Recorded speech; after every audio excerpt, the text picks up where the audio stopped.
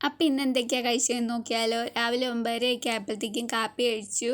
റാഗി ദോശയും ഗ്രീൻ പീസും ആയിരുന്നു. പിന്നെ കുറച്ച് ചോറും തൈരും ജാതിക്ക അച്ചാറും അവിയലും പിന്നെ ഗ്രീൻ പീസ് കറിയും കൂട്ടിയാൽ ഇന്ന് ചോറൊക്കെ ഉണ്ട് രാവിലെ.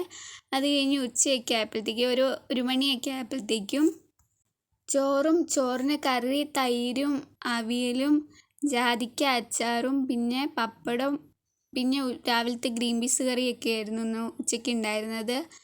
അത് കഴിഞ്ഞ് വൈകിട്ട് ഒരു 5 മണിയൊക്കെ ആയപ്പോഴത്തേക്കും കാപ്പിക്ക് ഒരു ബോണ്ട കഴിച്ചു. പിന്നെ രാത്രിയിലത്തെ ഭക്ഷണം ഒരു 7 മണിയായപ്പം അതിന് ഒരു മുട്ട പൊരിച്ചു.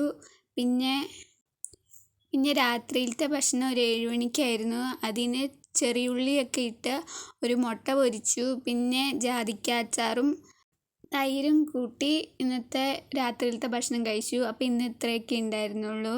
എല്ലാവരും സപ്പോർട്ട് ചെയ്യണം. അപ്പോൾ ടാറ്റാ.